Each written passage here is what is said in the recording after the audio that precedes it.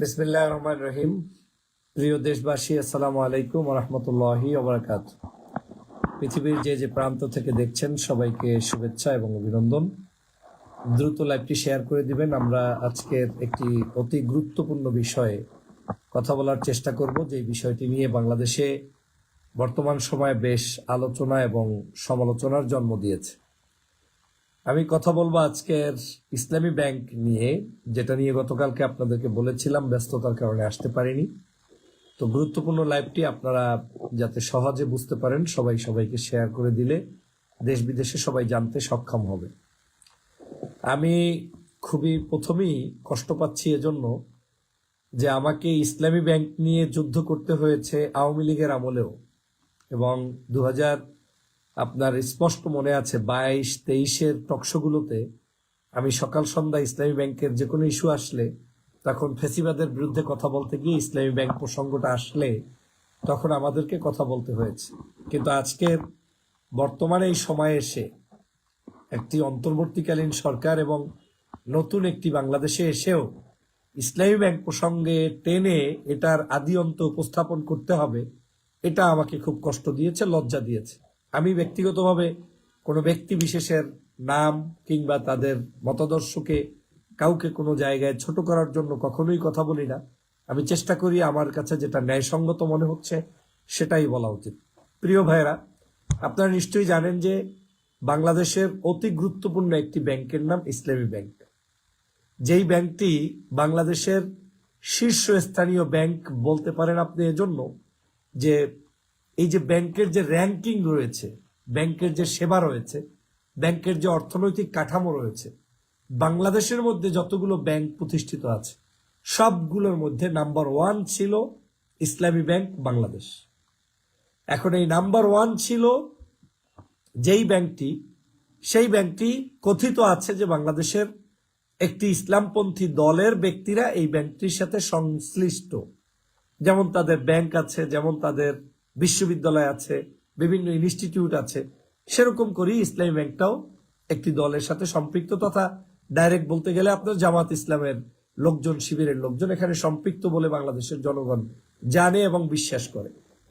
এবং তাদেরকে জানে এবং বিশ্বাস করে ওই জায়গা থেকেই হয়তো এই ব্যাংকের উত্থানটা অতি দ্রুত হয়েছে।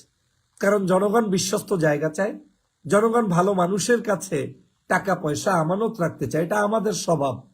আমিও একটা জায়গায় কাউকে বিশ্বাস করতে গেলে সহজেই কাউকে নিশ্চয়ই করব না। তো ব্যাংকটার কয়েকটা পার্ট আপনাদেরকে বুঝালে আপনারা বুঝবেন যে ব্যাংকটা কিভাবে আওয়ামী লীগ দখল দিয়েছিল, এবং সেই আওয়ামী লীগ দখল যে দিয়েছে এবং এই দখলটা যে আওয়ামী লীগের চূড়ান্ত পর্যায়ের একটা বিজনেস পলিসিতে অন্যায় ছিল, রাষ্ট্রীয় কাঠামোতে অন্যায় ছিল, রাজনৈতিক শিষ্টাচারেও অন্যায় ছিল, সেটা আপনি এখন বুঝতে পারবেন। এই ব্যাংকটার বিরুদ্ধে বিষোদ্গার শুরু হয় মূলত আওয়ামী লীগ যখন ক্ষমতায় আসে তারপর থেকেই। বিশেষ করে 2013 সালে যখন শাহবাগ তৈরি করেছে, সেই 2013 সালের শাহবাগের সময় এই ইসলামী ব্যাংকের বিভিন্ন বুথে পর্যন্ত আঘাত করা হতো, টাকা পয়সা লোপাট করে নিয়ে যেত ওই শাহবাগের সেই বিরিয়ানি খোরেরা। সেই সময়ের ডাক্তার HM সরকার সহ যারা ধান্দাবাজে লিপ্ত ছিল, শাহবাগ তৈরি করেছিল, তারা কিন্তু সেই অপকর্মটি করে। তারও আগে 2011 সালে তৎকালীন সময়ের স্বরাষ্ট্র প্রতিমন্ত্রী শামসুল হক টুকু অভিযোগ করেছিলেন যে ইসলামী ব্যাংকের 8% সন্ত্রাসের অর্থায়ন যোগায়, মানে সন্ত্রাসী কর্মকাণ্ড করার জন্য ইসলামী ব্যাংকের এই 8% টাকা মানুষের সন্ত্রাসীর পিছনে ব্যয় হয়। বলছে কি তৎকালীন সময়ের স্বরাষ্ট্র প্রতিমন্ত্রী টুকু। এই কিন্তু তাদের ধাপ শুরু, তারা একটার পর একটা ইসলামী ব্যাংককে নিয়ে খেলায় মত্ত শুরু করে এবং 2013 সালে গিয়ে সেটাকে শাহবাগের মঞ্চস্থ করে, এবং শাহবাগীদের যে দাবি দেওয়া ছিল তার মধ্যে ইসলামী ব্যাংককেও সন্ত্রাসের অর্থায়ন অমুক তমুক এগুলো বলে বলে তাদেরকে গালিগালাজ করত, এবং তাদের বিভিন্ন ব্রাঞ্চে আওয়ামী লীগ কৌশলে আঘাত করত। আঘাত করে এই ব্যাংকটাকে নিয়ন্ত্রণ নেওয়ার জন্য একটা ফিল্ড তারা ক্রিয়েট করে। আপনারা জানেন যে এই ব্যাংকটায় প্রকৃতপক্ষে যে মালিকেরা সিস্টেমটা, সেটা হচ্ছে 70% শেয়ার ইসলামিক ডেভেলপমেন্ট ব্যাংক IDBর কাছে বিক্রি করা, 70%। বিদেশি বিনিয়োগদের হাতে ছিল এই 70%, 15% স্থানীয় বিনিয়োগকারীদের হাতে, আর 5% সরকারের হাতে, এবং 10% ছিল শেয়ার বাজারে। এই ছিল তাদের কাঠামো। সেই কাঠামোটাকে আওয়ামী লীগ কিভাবে ভেঙে চুরে চুরমার করে আপনি দেখলে অবাক হবেন, যে একটা ব্যাংক কিভাবে ডাকাতি করেছে আওয়ামী লীগ। সেই ডাকাতদের চরিত্র যেখানে আমার আপনার বর্ণনা করার কথা, সেটা না করে যখন ব্যাংকটার সঠিক মালিক যারা, তাদেরকে আমরা বিতর্কিত করতে চাই, তখন নিশ্চয়ই সেটা কোনো সৎ চিন্তার আদর্শের জায়গা থেকে বলা হয় না। সে যদি আমার বাবাও বলে, এটা কোনোদিন সত্যকে আপনি ঢেকে রাখতে পারবেন না। মিথ্যা মিথ্যাই, সত্য সত্যই। গত 16 বছর যুদ্ধ করেছি, তার মধ্যে ইসলামী ব্যাংক, বিশ্ববিদ্যালয়গুলো দখলদারিত্ব, এই যে চট্টগ্রাম ইন্টারন্যাশনাল ইসলামিক ইউনিভার্সিটি আছে, আইএইউসি, একজন এমপি আওয়ামী লীগের কয়েকদিন আগে গ্রেপ্তার হয়েছে, নদবী তার ব্যক্তিগত খায়েশ পূরণের জন্য এই বিশ্ববিদ্যালয়টাকে দখল করে নিয়েছিল। এই বিশ্ববিদ্যালয়ের যত জামাতপন্থী শিক্ষক কিংবা ডানপন্থী যারা ছিল, তাদেরকে তাড়িয়ে দিয়ে আওয়ামী লীগের একটি রাজ্য ব্যবস্থা কায়েম করেছিল। অতএব এই জায়গা থেকে সেই বিশ্ববিদ্যালয়ের পক্ষে অবস্থান নিয়ে টকশো করেছি। এখন যদি ওই বিশ্ববিদ্যালয়টার মালিক আর একটা দলের হয়, আমার আদর্শের বাইরায়, সেই কারণে আবার আমি আওয়ামী লীগের মতো করে কথা বলবো না, এটা হতে পারে না। মাদারাত বিশ্ববিদ্যালয় তাদের বিশ্ববিদ্যালয়ের মাঠ দখল করে নিয়েছিল। ঢাকার মেয়র তৎকালীন সময় এই জায়গাগুলো সব দখল করেছে, স্কুলের শিক্ষার্থীরা খেলতে পারত না। তখন আমি প্রতিবাদ করেছি। এখন আওয়ামী লীগ যা করেছে তার প্রতিবাদ করেছি। এখন আমি আমার ব্যক্তি স্বার্থের জন্য আমি কি আওয়ামী লীগের মতো কথা বলবো? না, হতে পারে না। 16 বছর সকল জুলুম অত্যাচারের বিরুদ্ধে যে ভাষায় কথা বলেছি, একই ভাষায় আপনাকে আমাকে কথা বলতে হবে। হ্যাঁ, দল আমি যে কোনো দলই করতে পারি, কিন্তু ব্যক্তির জায়গা থেকে যারা জুলুমের শিকার হয়েছে সেটাকে আপনার স্বীকৃতি দিতে হবে। আসুন, যেই পয়েন্টে কথা বলতে চাই সেটা হচ্ছে 2017 সালে জানুয়ারিতে 3 দিনের নোটিশ দিয়ে বোর্ড মিটিং ডাকা হয়। এই বোর্ড মিটিংয়ে আইডিপির যে 70% তারা সমর্থক, যাদের আর কি এখানে ইনভেস্ট ছিল, তারা কেউ আসতে পারে নাই, কারণ সব বিদেশি বিনিয়োগকারী। 3 দিনের মধ্যে কেউ তো দেশে আসার সুযোগ নেই। তাদেরকে প্রথম এখান থেকে পুশ করে তাদের এই যে ইনভেস্ট, এটাকে বিক্রি করার জন্য চাপ সৃষ্টি করে তৎকালীন সময়ের আওয়ামী লীগ সরকার। এই ব্যাংকটার মধ্য থেকে 1/4 বাংলাদেশের রেমিটান্স আসতো প্রতি বছর। 17 সালের আগ পর্যন্ত বাংলাদেশের যে রেমিটান্স আসতো তার 1/4 হচ্ছে আপনার এই 1/4-এরও বেশি রেমিটান্স আসতো শুধু ইসলামী ব্যাংকের মাধ্যমে। তার মানে জনগণ এই ব্যাংকটাকে বিশ্বাস করে এই ব্যাংকের মাধ্যমে টাকা পাঠাতো। বিদেশে যে ভাইয়েরা আছেন, তার বোনের কাছে, ভাইয়ের কাছে, হাজবেন্ডের কাছে, মেয়ের কাছে, বাবার কাছে, মায়ের কাছে, স্ত্রীর কাছে টাকা পাঠাতো বেশিরভাগ এই ব্যাংকের মাধ্যমে। তাহলে এই ব্যাংকটা সুরক্ষিত রাখার দায়িত্ব ছিল এই দেশের সরকারের। কিন্তু এই দেশের হায়েনারা সেই গত 16 বছর এই ব্যাংকটাকে লুটে পুটে খাওয়ার জন্য আওয়ামী লীগের নেতৃত্বে, শেখ হাসিনার নির্দেশনায় এই ব্যাংকটাকে ধ্বংস করা হয়েছে। কিভাবে করেছে দেখেন। সেই যেখানে সবচাইতে 10,414 কোটি টাকার মূলধন, যেটাকে ধরা হয় ব্যয় সমতুল্য, সেই মূলধনের জায়গা থেকে ব্যাংকটাকে এমন জায়গায় নিয়ে এসেছে যাতে করে ব্যাংকটা ঋণগ্রস্ত হতে হতে হতে হতে ব্যাংকের অস্তিত্ব আজকে বিলীন হওয়ার পথে নিয়ে গিয়েছিল এই শেখ হাসিনা এবং আওয়ামী লীগ। একটা গ্রুপের নাম দিয়ে, এস আলম গ্রুপ, সাইফুল আলম, তার বিভিন্ন প্রতিষ্ঠান, এই প্রতিষ্ঠানের মাধ্যমে এখন পর্যন্ত 78,900 কোটি টাকা ঋণ নেয়।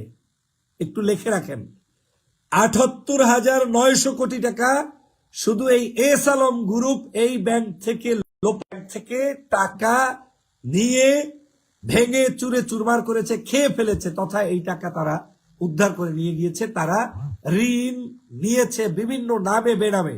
এই এস আলম গ্রুপ তার নিজের নামে, তার আত্মীয় স্বজনের নামে বিভিন্ন প্রতিষ্ঠান গড়ে তুলে সেখান থেকে তারা এই টাকাগুলো নিয়েছে।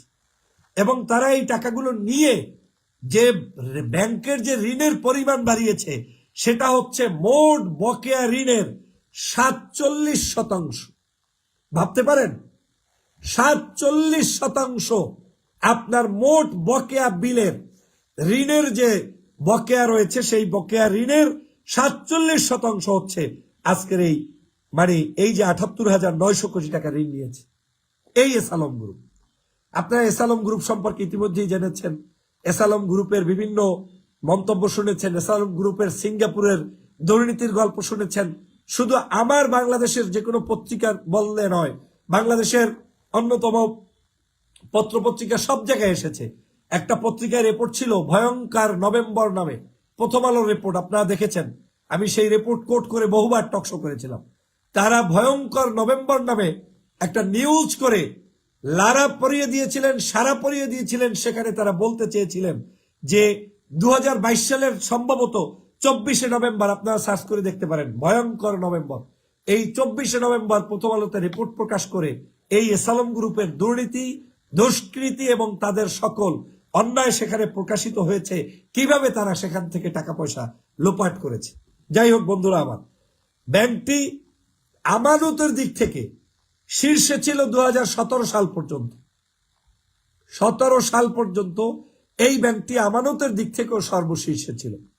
2017 সালের 5 জানুয়ারি, খেয়াল করবেন, 2017 সালের 5 জানুয়ারি ডিজিএফআই এর পরিচয়ধারীরা তারা এই ব্যাংকের চেয়ারম্যান, ভাইস চেয়ারম্যান, কয়েকজন ঊর্ধ্বতন ডাইরেক্টরকে ডেকে এনে বাসা থেকে ডিজিএফআই এর প্রধান কার্যালয়ে নিয়ে যায় 5 জানুয়ারি। সেখানে তাদেরকে ভয়ভীতি প্রদর্শন করে পদত্যাগ করানো হয় এবং ঢাকার একটি হোটেলে সামরিক কর্মকর্তার নজরদারির মধ্যে রেখে সেই জায়গায় নতুন পরিচালনা পরিষদ গঠন করা হয়। এই ব্যাংকটাকে আওয়ামী লীগ কিভাবে গিলে খাচ্ছে সেটা দেখেন। মানে ব্যাংকটা আমার, আর আপনি এই পদ্ধতি অবলম্বন করে ব্যাংকটাকে গিলে খেলেন। আমি আপনাকে নিয়ে কথা বলছি না, আমি কথা বলছি আমার ব্যাংক, আমাকে নিয়ে কথা বলছি। এটা জুলুম নয়, এটা আমার উপরে মিথ্যাচার নয়। এই ব্যাংকটার প্রকৃত মালিক কে? আমরা জুলাই বিপ্লব করেছি, 24-এর গণ অভ্যুত্থান করেছি। এই গণ অভ্যুত্থানের চেতনা কি? চেতনা হচ্ছে যেখানে বিএনপি নির্যাতিত, ওই বিএনপির নির্যাতিত ব্যক্তির পক্ষে আপনাকে কথা বলতে হবে। খালেদা জিয়া নির্যাতিত ছিলেন, তার উপরে জুলুম করেছে, অত্যাচার করেছে, আপনাকে কথা বলতে হবে, তাকে ক্ষমা করতে হবে, তাকে জেল থেকে মুক্ত করতে হবে। এটা যেমন চাহিদা, তেমনি জামাতের কোনো ব্যক্তি যদি নির্যাতিত হয়, নিপীড়িত হয়, আর যদি কি হয়েছে, যেখানে হয়েছে তাদেরকে আপনার সর্বোচ্চ জায়গা থেকে সমর্থন জুগিয়ে তাদেরকে উদ্ধার করা, এটা আপনার নীতিবান মানুষের কাজ। শুধু জামাত না, আওয়ামী বিরোধী আন্দোলন যারাই করেছে, যারাই বিভিন্ন ধরনের এইরকম নির্যাতনের শিকার হয়েছে, প্রত্যেকের পক্ষে আপনি কথা বলবেন, বলিষ্ঠ ভূমিকা পালন করবেন। এটা হচ্ছে আপনার নৈতিক দায়িত্ব। আপনি কতটুকু সেটা করতে পারছি আমরা? এখন আমরা আওয়ামী লীগ যা বলছে, আওয়ামী লীগ যা করছে, আওয়ামী লীগ যেটা করে দেখিয়েছে, উইথ এভিডেন্স আমি টক করছি, কথা বলছি, ডেট বাই ডেট আপনাদেরকে বলছি। সেই জিনিসটা জাতির কাছে উপস্থাপন করলে নিশ্চয়ই অনৈক্য ছাড়া আর কিছু হবে না। আর অনৈক্য হলে এই জাতির, দুর্ভাগা জাতির, এর চাইতে মরণ ফাঁদ আর কিছুই হতে পারে না। আমি প্রিয় বন্ধুরা আমার, আপনারা জানেন ব্রিটিশ সাময়িকী ইকোনমিস্টেও প্রচার হয়েছে এই ব্যাংকের বিভিন্ন ধরনের দুর্নীতির তথ্য নিয়ে। তারপরে ইসলামী ব্যাংকের সাবেক এমডি মোহাম্মদ আব্দুল মান্নান তিনি নিজে বলেছেন যে একটি প্যাডে জোরপূর্বক আমাকে এই যে পদত্যাগ করানো হয়, মানে প্যাড নিয়ে এসেছে, বলেছে সাইন দাও, সাইন দিতে হবে। ইসলামী ব্যাংকের সাবেক চেয়ারম্যান মোস্তফা আনোয়ার তিনি বলছেন জোর করে সিগনেচার করিয়ে, কোথায় সাইন নিচ্ছে, কেন নিচ্ছে, কোনো কিছু না বলিয়ে তারা এই অপকর্মটি করে ব্যাংকটাকে দখল করেছে। যাই হোক প্রিয় বন্ধুরা আমার, তো সংক্ষেপে আপনি দেখলেন যে সমগ্র ব্যাংকটার চিত্রটা আওয়ামী লীগ এখান থেকে গিলে গিলে খেয়েছে। শুধু তাই নয়, আওয়ামী লীগের আমলে বঙ্গবন্ধুর 100 জন্মবার্ষিকী, এরপরে এইটা সেটা, নাচ গান, ব্যান্ড, বিভিন্ন ধরনের শেখ হাসিনার বিশেষ ফান্ড, প্রধানমন্ত্রীর ত্রাণ তহবিল, সবগুলোতে এই একটা ব্যাংকের জায়গা থেকে টাকা পয়সা নিয়ে লোপাট করে করে একেবারে চিরদিনের জন্য ব্যাংকটাকে ধ্বংস করে দিতে চেয়েছিল। আজকের এই ব্যাংকটার মূল টার্গেটটাই ছিল যে এই ব্যাংকের যদি নিয়ন্ত্রণ নেওয়া যায় তাহলে এই ব্যাংকের উপর নির্ভরশীল কোন ইসলামী সংগঠন আছে কিনা তাদেরকে ধ্বংস করা। এটা ছিল তাদের একটা কাজ। দ্বিতীয় কাজ ছিল ব্যাংকের টাকাগুলো খাওয়ার জন্য মরিয়া হয়ে বসেছিলেন শেখ হাসিনা, তিনি এখান থেকে এই টাকাগুলো নিয়ে তার পরিবারের জন্য ব্যবহার করেছেন। আমি মাঝে মাঝে বিরক্তের ছলে আমার প্রিয় ওই জামাত কিংবা ডানপন্থী বা এই ব্যাংকের সাথে সংশ্লিষ্ট অনেকের সাথে কথা বলতে গেলে গল্পের সাথে বলতাম যে আপনারা আসলেই এত বেশি সৎ চিন্তা করেন যে নিজের মানুষরা প্রতিষ্ঠিত হতে পারে না, আর আপনার এই ব্যাংকের টাকাগুলো আওয়ামী লীগ তার পরিবারের জন্য ব্যয় করছে।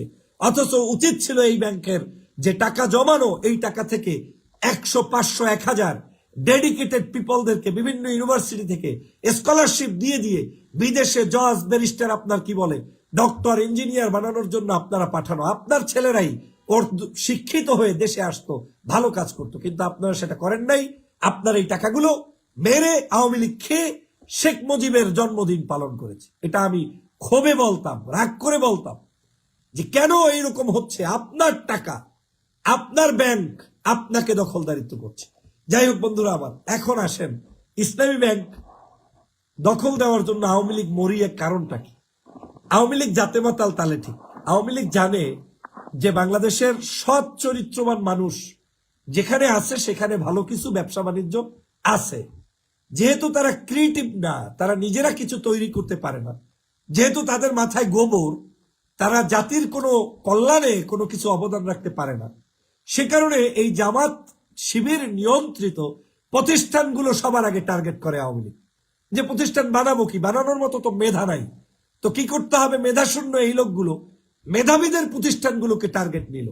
আর সেই টার্গেট নিয়েই তারা এই বিশ্ববিদ্যালয় দখল দিয়েছে, ব্যাংক দখল দিয়েছে, এরপরে বিভিন্ন বীমা প্রতিষ্ঠান যা আছে, আমি জানি না, জামাতের অনেক প্রতিষ্ঠান, আমার এত সব তথ্য জানাও নাই, সেই প্রতিষ্ঠানগুলো সব আওয়ামী লীগ নিজেরা নিজেদের ক্যাডার দিয়ে দখল দিয়েছে। কিছু কিছু জায়গায় সরাসরি না পারলে তাদের ব্যবসায়ী প্রতিষ্ঠানগুলোকে ইনভলভ করেছে। এভাবে করে করে ব্যাংকগুলোকে ধ্বংস করে দিয়েছে। আজকের পরিস্থিতি এমন দাঁড়িয়েছে যে বাধ্য করে এই ব্যাংক, আজকের এই ব্যাংকের সমস্ত চিত্রটা চেঞ্জ হয়ে গিয়েছে। আইডিপি তার শেয়ার টেয়ার বিক্রি করে চলে গিয়েছে। বিভিন্ন বাংলাদেশের যারা ডাইরেক্টর ছিল তাদেরকে পদত্যাগ করানো হয়েছে, যারা সৎ নাগরিক ছিল তাদেরকে চাকরিচ্যুত করা হয়েছে। এই এসালমের সাইফুল তার নিজের সন্তানকে পর্যন্ত, এই যে গত কয়েকদিন আগ পর্যন্ত যিনি এই ব্যাংকের চেয়ারম্যানের দায়িত্বে ছিলেন, একটা মানে ইয়াং হতে পারে, একজন অল্প বয়স্ক ছেলে দায়িত্ব পেতেই পারে, কিন্তু তার আপন সন্তানকে এই এসালম গ্রুপ ইসলামী ব্যাংকের চেয়ারম্যান বানিয়ে বসে রেখেছে। একটা জায়গা নাই। আমি সেই কারণে আমি বারবার বলছি যে প্রতিষ্ঠান যারাই প্রতিষ্ঠা করবে তাদের প্রত্যেকটি প্রতিষ্ঠান স্বাধীন থাকবে। ওই প্রতিষ্ঠানগুলোকে নিয়ে আমাদেরকে কোনোভাবে হস্তক্ষেপ করা উচিত নয়।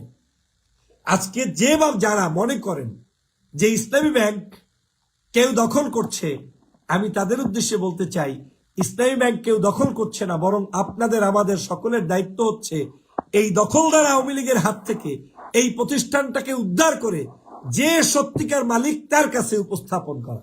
এখন মালিক যদি হয় পীর সাহেব, পীর সাহেবের হাতে দিয়ে আসবেন। মালিক যদি হয় জামাত সাহেব, জামাতের হাতে দিয়ে আসবেন। মালিক যদি হয় চরমনায়ের পীর, চরমনায়ের পীরের হাতে দিয়ে আসবেন। কিন্তু মালিক যদি হয় জামাত, তাইলে কুরকুরানি শ্বশুরানি কেন? মালিক যদি হয় ইসলামী কোনো পার্টির লোক, তাইলে শরীরের অসুস্থতার কারণটা কি? আমি এই জিনিসটাই বুঝে পাই না। আমি যে কারণে সবসময় স্পষ্ট ভাষায় কথা বলতে চাই যে আমার এই মালিক যদি আমার একজন সহযোদ্ধা হয়, লোকটা যদি বামপন্থীও হয়, কিন্তু লোকটা জুলাই বিপ্লবের সাথে সম্পৃক্ত ছিল, আওয়ামী লীগ থেকে নির্যাতিত হয়েছে, কিন্তু লোকটার একটা ব্যাংক আছে, লোকটার একটা ভার্সিটি আছে, লোকটার একটা স্কুল আছে, আমার দায়িত্ব হচ্ছে উদ্ধার করে তার পাশে থাকা। ওইটার নাম হচ্ছে রাজনীতি। কিন্তু আমরা সেটা না করে যদি তাকেই বিতর্কের মধ্যে ফেলে দেওয়ার চেষ্টা করি, তাহলে বুঝতে হবে গত 16 বছরের বাংলাদেশের মানুষ জানে কে নির্যাতিত হয়েছে, কে হয়নি। তো যখন আমি উল্টা কথা বলতে যাব, তখন আমার যে জনপ্রিয়তা, আমার যে ভালোবাসা, আমার যে বাস্তবতা, আমার যে জনগণের সাথে সম্পৃক্ততা, ন্যায়সঙ্গত আচরণ করার কথা, সেটার ব্যতিক্রম দেখলে জনগণ অটোমেটিক আমাকেই থুতু নিক্ষেপ করবে। অতএব আমাদের এই ব্যাপারে সতর্ক পদ্ধতিতে এগিয়ে আসা উচিত। বাংলাদেশের শীর্ষস্থানীয় রাজনীতিবিদদের কথোপকথনের জায়গাগুলোতে আমি ইউনিটি চাই, ঐক্যবদ্ধতা চাই। আগামীর বাংলাদেশ গঠনের জন্য আমাদের সঠিক নেতৃত্ব চাই, যেই নেতৃত্ব বাংলাদেশের মানুষের সকলের হৃদয়ে অংশগ্রহণ করে দেশটাকে এগিয়ে নিয়ে যেতে পারে। হিংসা, বিদ্বেষ, এই ধরনের আওয়ামী লীগের মতো কথাবার্তা এইটা শুনতে চাই না। ভিন্ন বিষয়ে আমি কথা বলতে চেয়েছি, প্রসঙ্গক্রমে এখানেও বলে রাখি, আওয়ামী লীগ দেশে ওই যুদ্ধ অপরাধীদের ট্যাগ লাগাইয়া, ওই রাজাকারের ট্যাগ লাগাইয়া, ওই রক্কাডার ট্যাগ লাগাইয়া বহু অপকর্ম করেছে। সবগুলা করতে করতে এমন হয়েছে আওয়ামী লীগের চূড়ান্ত অধপতন হয়েছে। সর্বশেষ শেখ হাসিনা রাজাকার শব্দ উচ্চারণ করার মধ্য দিয়ে তার রাজনৈতিক কবরস্থ হয়েছে। অতএব যত বড়ই সাংগঠনিক ব্যক্তিত্ব হই, যত বড়ই নেতা হই, আমার শব্দ চয়ন, আমার বক্তব্য যদি আওয়ামী লীগের মতো হয়, তাহলে ধরেই নিতে হবে আমার জন্য মহা বিপদ অপেক্ষা করছে। এই দেশের জনগণ এখন আর এই সকল শব্দ শুনতে চায় না। এদেশের জনগণ সাইদির মৃত্যুতে ক্রন্দন করেছে। এদেশের জনগণ আলেম ওলামার ফাঁসিতে কষ্ট পেয়েছে। একজন মানুষ নাই, জরিপ করে দেখবেন, যারা বলবে তাদেরকে ফাঁসি দেওয়া সঠিক ছিল, কেউ বলবে না, কেউ বলবে না। এদেশের জনগণ খালেদা জিয়াকে বাসা থেকে বের করেছে, তাতেও কষ্ট পেয়েছে। এদেশের জনগণ খালেদা জিয়াকে বিনা চিকিৎসায় রেখেছে, তাতেও কষ্ট পেয়েছে। তারেক রহমান সাহেবকে বিদেশে রেখেছে, তাতেও কষ্ট পেয়েছে। এদেশের জনগণ কষ্ট পেয়েছে, কিন্তু শুধু আমার কষ্টটার জন্যই কষ্ট পায় নাই, সামগ্রিক সমগ্র বিরোধী মতের মানুষদের মানে কষ্টটাকে মিলেই একটা বিস্ফোরণ হয়েছে। সেই বিষয়টা যদি আমাদের মাথায় না থাকে, তাহলে আগামী দিনের কঠিন পরিস্থিতির জন্য অপেক্ষা করতে হবে। কিছু করার নাই, কিছু করার নাই। আমি আপনার থেকেও নির্যাতিত, আমার থেকেও নির্যাতিত, যাবেন কোথায়? মানুষকে সব সময় কাছে টাকার মানসিকতা করতে হবে। বৃহত্তর দল হলে বৃহত্তর কর্মসূচির মধ্যে সবচেয়ে বড় কর্মসূচি থাকবে উদারতার ভিত্তিতে। আমার উদারতার লেভেলটা এত বড় থাকবে যে আমি কাউকে ভাববই না, সবাই নাই আমার। প্রিয় ভাইরা, নিশ্চয়ই আমার এই কথাগুলো অনেকের কাছে, আমি বয়সে ছোট, পছন্দ হতে পারে, হবে না, কিন্তু এটাই বাস্তবতা। বাংলাদেশের বাস্তবতা যদি আমরা বুঝতে অক্ষম হই, বাংলাদেশের আগামী দিনের ভবিষ্যৎ অন্ধকার। আর যদি সেটা যত দ্রুত বুঝতে পারবো, তত দ্রুত হবে। এই দেশের জনগণ অন্তত 16 বছরে শেখ হাসিনার একটা কারণে একটা জিনিস সবাই শিখে গিয়েছে, টাউট বাটপারি কাহাকে বলে, কত প্রকার কি কি, এটা এদেশের জনগণ কি ভাষায় আপনি টাউট করবেন, কি ভাষায় আপনি শয়তানি করবেন, এটা জনগণ ভালোই বোঝে। এই দেশে আর ব্যাখ্যা বিশ্লেষণ দিয়ে লাভ নাই। এই দেশে আর ফাঁসির কাস্টে ঝুলছে যারা, তাদেরকে রাজাকার ডাইকে লাভ নাই। যত ডাকবেন অত পতন। এদেশের কেউ বিশ্বাসই করে না যে ওই মানুষগুলো রাজাকার ছিল কি ছিল না। কিসের রাজাকার?